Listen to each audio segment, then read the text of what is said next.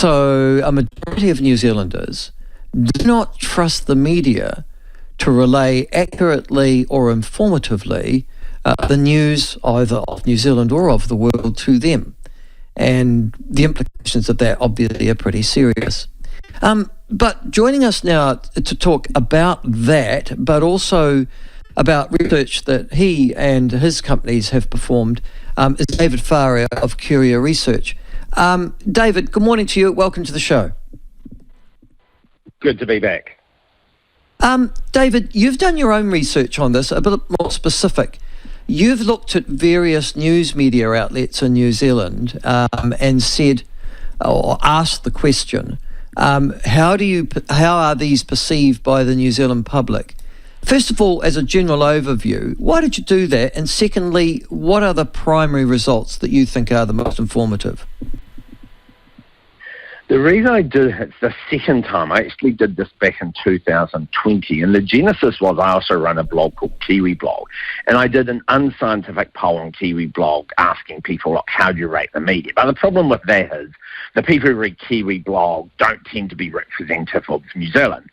But it got me thinking, well, I also own a polling company. It would be really interesting, if I've never seen this done anywhere else, is to ask 1,000 New Zealanders, look, here's some media outlets. When they cover politics, do you think they're fair, they're neutral, or do you think they lean to the left or the right? So it's purely curiosity to see what do the public think. So this is a scientific poll, 1,000 New Zealanders. It was included in April 2023 corporate poll. And the finding is that for 5 of the really large media outlets in New Zealand, the public think they lean left. 1 they think is fairly neutral, and a couple in the radio space they think lean to the right. But when you look at overall reach and viewership, you've got leaning left. Both TV stations, the national radio broadcaster, the biggest newspaper website Stuff, and also the spin-off, which is no surprise. One little tidbit, though, which is fascinating, is we also ask people, like, who will you vote for, to try and break it down by that. And while most people said the spin-off leans left, Labour voters actually think the spin-off leans to the right, which I just thought was hilarious. You're joking. The spin-off doesn't... No. God. Yeah, no, the national voters thought the spin-off by net 15% leans left, but Labour voters thought it leans to the right by 9%. So 9% more Labour voters think the spin-off leans right than left. I assume they've never actually gone to the front. No, you're absolutely right. For those of you who don't go to the spin-off, but I mean, David and all the sort of news hounds will, and so do I, obviously on occasion too. The editor is it Madeline somebody or other? She came from Stuff, I think. She came from Stuff, didn't she? I'm not sure. I think they may have actually discovered her themselves. She used to write on sports and other stuff for there. It was set up by Duncan Grieve, who actually originally it was sort of a TV review site, and it's been very commercially successful. And something I'll give credit to for the spin-off is unabashedly left-wing liberal. It doesn't try to hide that. And I actually prefer that to a media organisation that say, no, honestly, we're neutral, we're fair. And what this research has found out is all New Zealanders don't agree. The one that perhaps was the most surprising is that more New Zealanders thought Stuff leans to the left than spin-off. Whereas the spin-off is quite unabashedly leaning to the left. Stuff claims to be neutral, but quite heavily New Zealanders think it leans to the left.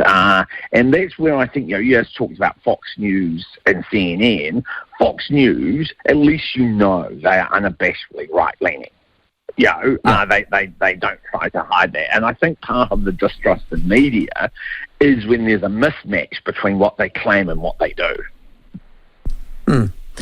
Okay, can you also just go through the ones? So, for the 5 left-leaning, from the left to the least left, which are those 5, David? Yeah.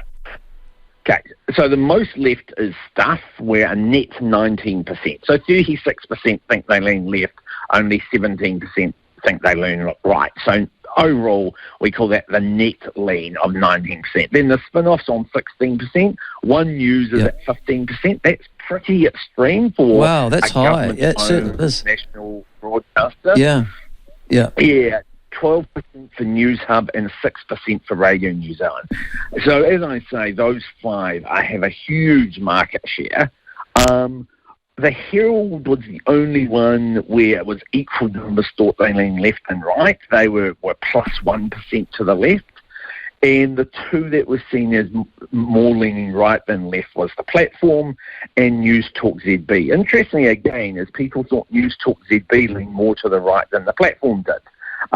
Because, if you follow people on Twitter, they would have you believe that the Platform is in league with, I'm not sure who, but you know what, the devil, Twitter basically. Right. Yes. But what were the News Talk ZB and Platform? What were their minuses or pluses? Yeah, so 28% for the Platform leaning to the right and 36% for News Talk ZB. Wow. News Talk ZB, a couple of people made the point to me, people are probably judging that off their Mike Hosking especially, because he's a dominant voice there. The newsroom can be quite different. So it tends to be the part of the brand that is the most prominent probably becomes their overall perception for that media outlet. Yes. The other thing that's curious... That Platform, of course, has only been going a couple of years. So if you didn't have the Platform, News Talk ZB would be the only media entity of those surveyed that would be seen to be going against the prevailing winds. Yeah, okay. The thing that surprises me, well, it doesn't surprise me, that worries me, and I think you've just highlighted it too, is the two government-owned news organisations, taxpayer-funded, Radio New Zealand, Television New Zealand, are perceived by ordinary New Zealanders, not by, politically informed, but by ordinary New Zealanders, as leaning to the left. Now, is part of that, do you think, because of public interest of journalism fund and the money that's been ploughed into, well, all of those organisations, I'm just thinking, Stuff and Spinoff did very well out of them. Or is it that they attract people, or that journalists and the media attract people now who are irredeemably liberal? I think it was more the latter. There was a study done by the World in Journalism Project, which was done over 120 countries. And this year they asked for the first time, what's your political leaning? And 81% of New Zealand journalists classified their political views as left of centre, and only 15% as right of centre. So that's pretty massive. And if you compare that to the population, after the last election, a similar survey found 28% say they're left of centre, 43% right of centre. So you've got this massive mismatch. And you can say, is it because journalism doesn't pay well, or that sort of people get attracted to it? But if you break that down further, because this actually asks you how do you rate yourself on a 0 to 10 scale from hard left to hard right, 20% of journalists said their views are hard or extreme left. On the other side, only 1% of journalists said their views are hard or extreme right. So that's, a serious lean in terms of journalists. The PIJF has made things worse too. In fact, Curia Market did around a year ago said that 59% of New Zealanders thought government funding of private media companies undermines the independence of the media. So even if these companies say, well, it doesn't, 6 out of 10 people think it does, and it also only found 24% of New Zealanders support that fund. Also of interest, a plurality of Labour and Green voters agreed that that fund undermined media independence. So even people who support the government don't think this fund is a good idea. No, it's not. I mean, we know that. And I mean, it's sort of like the exclamation point for those of us who suspect that the media have a bias. And this time it's now official and it's funded. And we would have called that in the old days corruption if there was a private sector to that extent with strings attached in how the news was going to be reported. David, the other thing though that strikes me is you've identified journalism as an area in which those predominantly of liberal left persuasion end up. And you're right, the international forums back you up, or the international surveys back you up as well. Do you think if you went through Wellington and did public sector officials, or you went through the teaching profession, I'm just thinking, would you end up, do you think, with comparable numbers? Certainly public sector, because you've actually got strong data around the world, because where there's capitals is where you have most of the public sector, and you can look at how they vote. In Washington, D.C. is 90% Democratic. If you go to Texas, very right-leaning state, except Austin, where the capital is, very left-leaning. Wellington is well known to be extremely red. It's where the Greens almost won the party vote, etc. And they won the mayoralty, of course. They did. They've won it twice. Celia Wade-Brown won it also in the past. So no doubt that most public servants lean to the left. It doesn't mean they won't try and be neutral in their job. But, when I talk about bias, I don't think we have bias in the sense that anyone ever sits there saying, how am I going to skew things this way?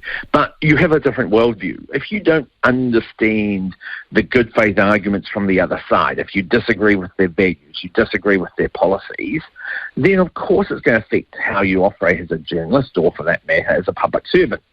So, we hear all this stuff about diversity, and, I'm one of those who thinks diversity is good. No one wants to have ones where it's 100% one gender, one race, etc. But political diversity is actually really important too, because it does affect how you do your job.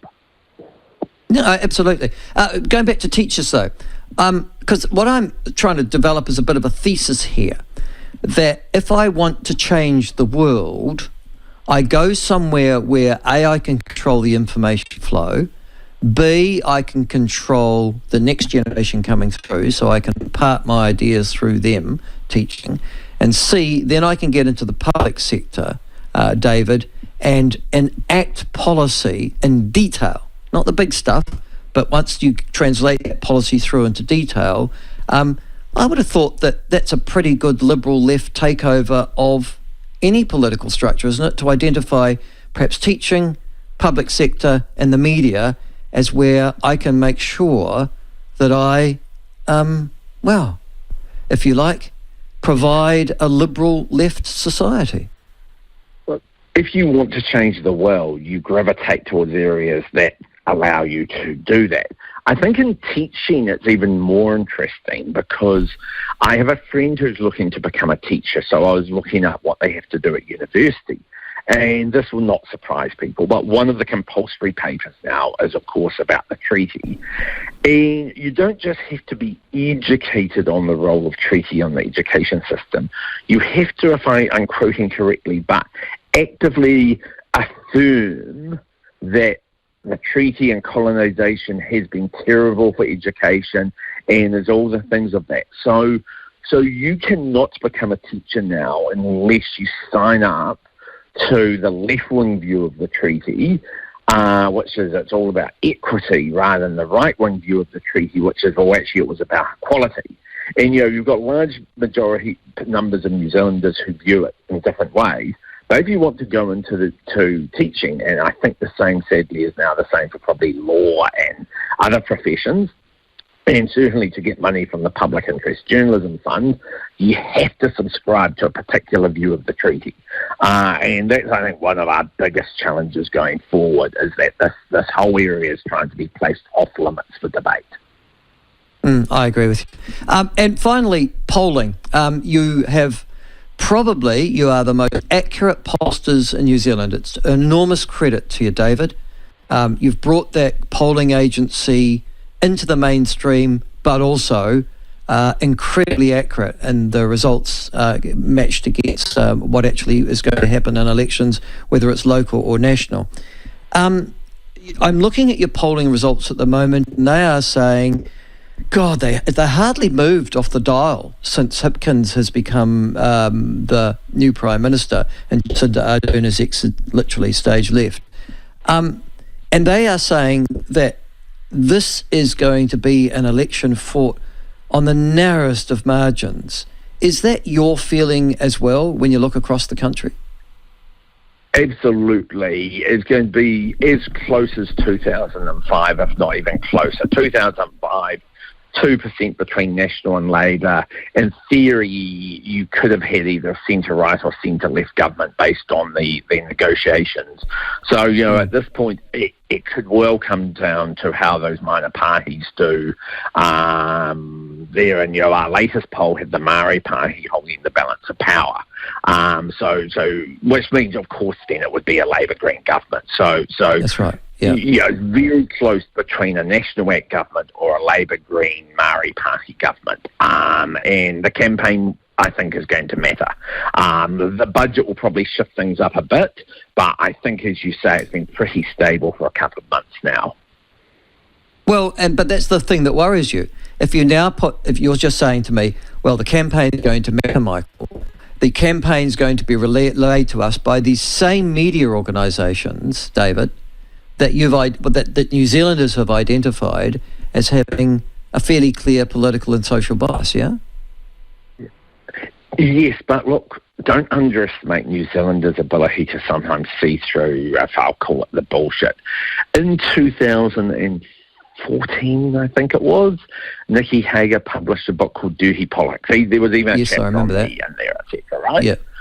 I remember counting up how many articles were published on it, and I think it was in the thousands, right? Absolutely in the thousands. When we asked people what was the most important issue before and after the election, it never got more than 1% or so.